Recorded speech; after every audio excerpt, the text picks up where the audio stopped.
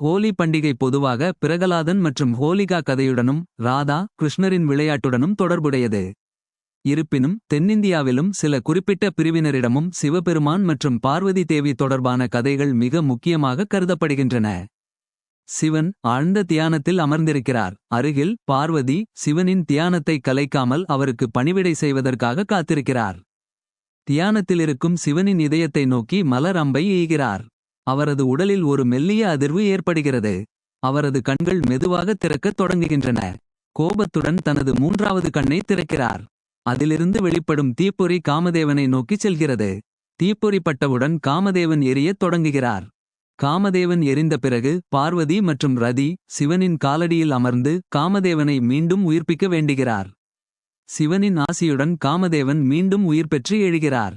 காமதேவனின் உயிர்ப்பைக் கொண்டாடும் வகையிலான வண்ணமயமான ஹோலி கொண்டாட்டம். அனைத்து கதைகளிலும் பொதுவான கருத்து ஒன்றுதான். ஈகோ அல்லது அகந்தையை அழித்து தெய்வீக நோக்கமும் அன்பும் வெற்றி பெறுவது.